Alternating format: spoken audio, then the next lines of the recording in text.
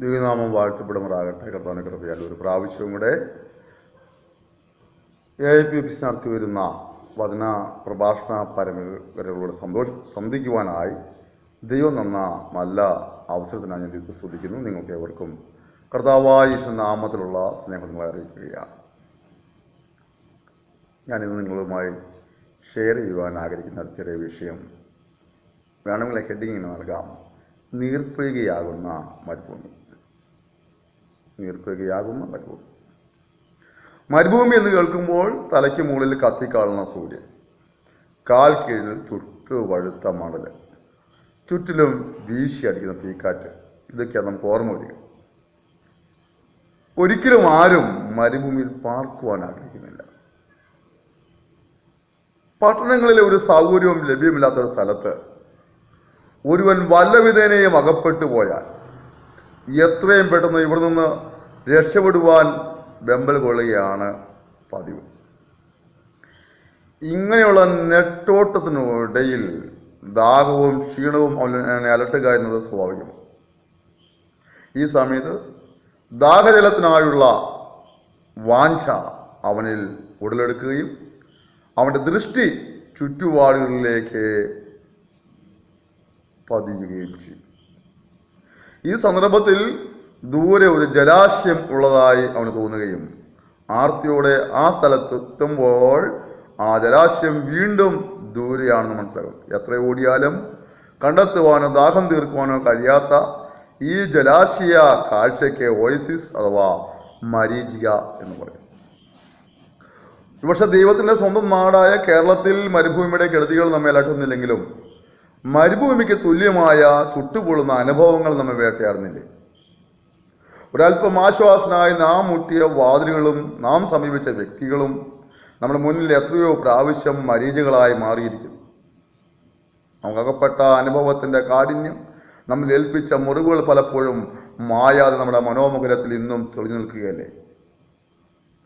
ഈ അവസ്ഥയ്ക്ക് ഒരു അറുതി ഉണ്ടാകുമെന്ന് ചിന്തിച്ചെങ്കിലും പിന്നീട് ആ പ്രതീക്ഷയും കൈവെടിഞ്ഞ് സ്വന്തം വിധിയെ ശപിച്ചും നെടുവീർപ്പിട്ടും നാളുകൾ തള്ളി നീക്കുവാൻ വിധിക്കപ്പെട്ടവർ നമ്മുടെ ചുറ്റുപാടുകളിൽ ഏറെയില്ലേ?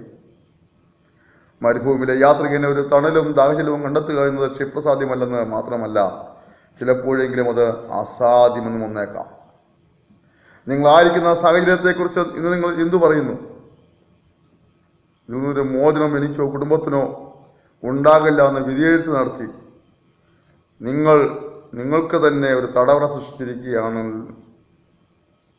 ഈ ചുറ്റുപൊള്ളുന്ന അവസ്ഥയിൽ നിന്നുള്ള ആശ്വാസം മരണം മാത്രമാണെന്ന് ചിന്തിച്ച് നിങ്ങൾ അതിനുള്ള വഴികൾ ചിന്തിക്കുന്ന വ്യക്തിയാണോ എങ്കിൽ ഒരു വാക്ക്: നിങ്ങളുടെ ജീവിതത്തിൽ വറ്റി വരണ്ട, ഇനി ഒന്നും മുളയ്ക്കുകയോ ഒരു പുതുനാമ്പ് കാണുകയോ ചെയ്യില്ലെന്ന് പറഞ്ഞ് വിതുമ്പുന്ന ഈ അവസ്ഥയ്ക്ക് അന്തം വരുത്തി മരുഭൂമി തുല്യമായ നിന്റെ ജീവിതത്തെ ഒരു നീർപ്പൊയ്കയാക്കുവാൻ, നന്മകളും ഉയർച്ചകളുമാകുന്ന അനേകം നാമ്പുകൾ മുളപ്പിക്കുവാൻ സൃഷ്ടാവായ ദൈവത്തിന് കഴിയും.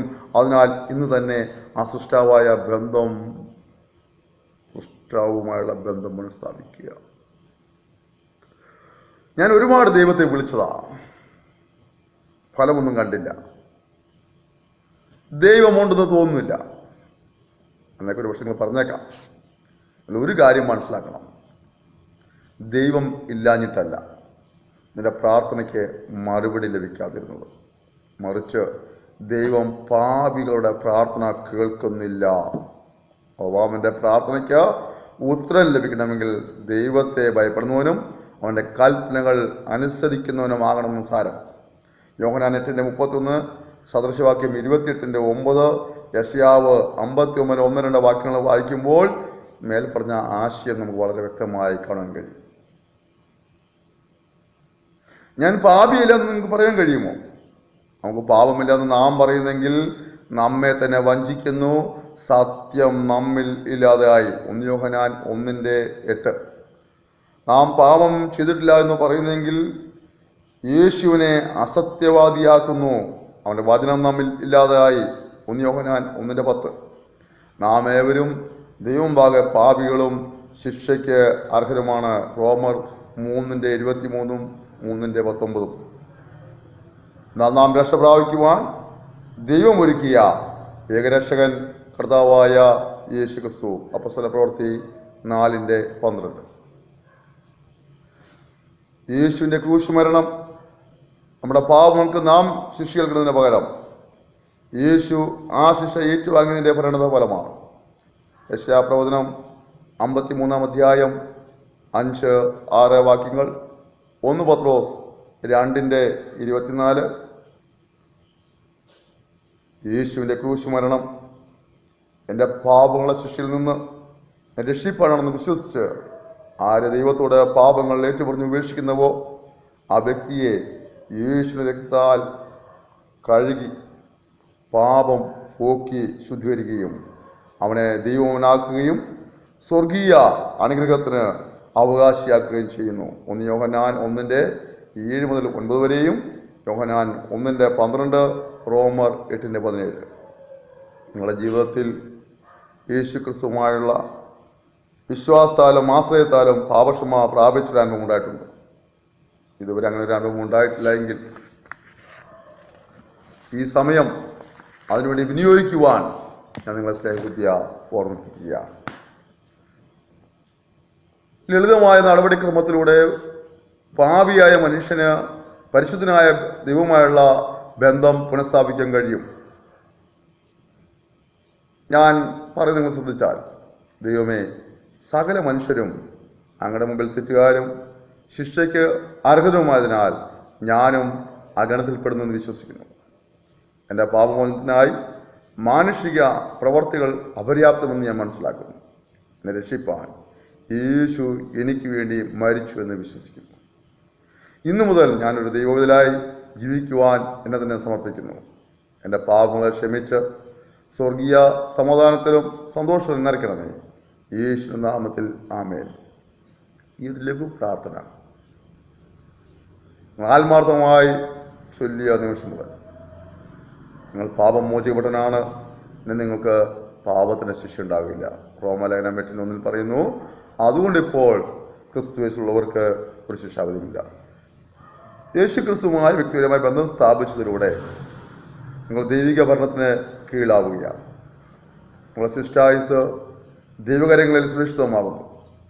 നിങ്ങളെ അലട്ടിക്കൊണ്ടിരിക്കുന്ന ശാരീരിക മാനസിക പ്രതിസന്ധികളിൽ നിന്ന് ശാശ്വത വിടുതൽ നൽകി ഇതുവരെ ആശ്വാസത്തിനൊരു നാമ്പ് പോലും കാണാതെ മരുഭൂമിക്ക് തുല്യമായ നിങ്ങളുടെ ജീവിതത്തിലും കുടുംബത്തിലും ഒരു മാറ്റം വരുത്തി സന്തോഷത്തിൻ്റെയും സമാധാനത്തിൻ്റെയും ഉയർച്ചയുടെയും പുത്തൻ നാമ്പുകൾ ദൈവം മുളപ്പിക്കും. അങ്ങനെ ഒരു പുതിയ ജീവിതം നയിക്കുവാനായി ദൈവങ്ങളെവരെയും സഹായിക്കുമാറാകട്ടെ. വിശ്വസിക്കുന്നെങ്കിൽ യേശുക്രിസ്തുവുമായി വ്യക്തിപരമായി ബന്ധം സ്ഥാപിച്ചെടുത്ത് പാപങ്ങൾ ഏറ്റുപറഞ്ഞ് ഉപേക്ഷിച്ച് ദൈവത്തിൻ്റെ മക്കളായി ജീവിപ്പാൻ തീരുമാനിക്കുക. നമുക്ക് ഒരുമിച്ച് പ്രാർത്ഥിക്കാം. പരിശുദ്ധനായ ദൈവമേ, സ്വർഗ്ഗപിതാവേ, ഈ സന്ദേശം കേട്ട പരിപാടിയുടെ സമയം പരിമേൽപ്പിക്കുകയാണ്. ജീവിതത്തിലെ ആവശ്യങ്ങളും കർത്താവ് അത്ഭുതങ്ങളെ പ്രവർത്തിക്കണമേ. ഒരു അവസ്ഥയ്ക്ക് മാറ്റമെടുക്കണമേ. ഇന്നുവരെ ഒരു മരുഭൂമി സമാനമായ ജീവിതത്തിലൂടെ, ചുട്ടുപൊള്ളുന്ന അനുഭവത്തിലൂടെ, നിന്ദകളുടെ പരിഹാസങ്ങളുടെയും രോഗത്തിലും കടഭാരത്തിൽ കഷ്ടപ്പെട്ട വ്യക്തികളിൽ കർത്താവ് ഇവർ നേരിടുന്ന ഏതൊരു വിഷയമാണെങ്കിലും ഈ സമയം ഈ സന്ദേശം കിട്ടിയിരിക്കുമ്പോൾ ഒരുമിച്ച് പ്രാർത്ഥിക്കുമ്പോൾ തന്നെ ഈ അത്ഭുതം പ്രവർത്തിച്ചവരെ വിടുവിക്കുമാറാണെന്ന് പ്രാർത്ഥിക്കുന്നു. കർത്താവേ, ശിഷ്ടായ സന്തോഷപൂർണ്ണമായ ജീവിതം നയിക്കുവാൻ, സമാധാനപരമായ ജീവിതം നയിക്കുവാൻ സഹായിക്കുമാറാണെന്ന് പ്രാർത്ഥിക്കുന്നു. സർവോപരി യേശു ക്രിസ്തുവുമായുള്ള വ്യക്തിപരമായ ബന്ധം സ്ഥാപിച്ചെടുത്ത് പാപമോചനം പ്രാപിച്ച് ആത്മരക്ഷ കരസ്ഥമാക്കി നിത്യജീവന് ഉടമകളായി തീരുവാൻ സഹായിക്കുമാറാണെന്ന് പ്രാർത്ഥിക്കുന്നു. ഞാൻ ചെയ്തിരിക്കുന്ന വലിയ കൃപയ്ക്കായ സ്തോത്രം. പിതാവിൻ്റെയും പുത്രൻ്റെയും പരിശുദ്ധ ആത്മാവിൻ്റെ നാമത്തിൽ ഞാൻ ഈ സമൂഹത്തെ അനുഗ്രഹിച്ച് പ്രാർത്ഥിക്കുന്നു. ഒരു അനുഗ്രഹമാക്കണമേ. പ്രാർത്ഥന സ്തോത്രം യേശു നാമം തന്നെ. ആമേൻ. നിങ്ങളിതുവരെ ഈ സന്ദേശം ശ്രവിച്ചതിനായി നന്ദി പറയുന്നു. ദൈവം നിങ്ങൾ ധാരാളമായി അനുഗ്രഹിക്കുമാറാകട്ടെ. നിങ്ങളുടെ ജീവിതത്തിൽ നിങ്ങളെ അലട്ടുന്ന വിഷയങ്ങളുടെ വിടുതലിന് വേണ്ടി പ്രാർത്ഥനാ സഹായം ആവശ്യമാണെങ്കിൽ, വചനം കൂടുതലായി പഠിക്കാൻ താല്പര്യമുണ്ടെങ്കിൽ, കൗൺസിലിങ്ങിന് ആവശ്യമുണ്ടെങ്കിൽ ദയവായി ഞങ്ങളെ ബന്ധപ്പെടുക. ഞങ്ങളുടെ ഫോൺ നമ്പർ 94 46 620 645 94 46 620 645. തുടർന്ന് നിങ്ങളുടെ സഹകരണം പ്രതീക്ഷിക്കുന്നു. ഞങ്ങളെ കൂടുതൽ പ്രാർത്ഥിക്കുക. ദൈവം ധാരാളമായി അനുഗ്രഹിക്കുമാറാകട്ടെ.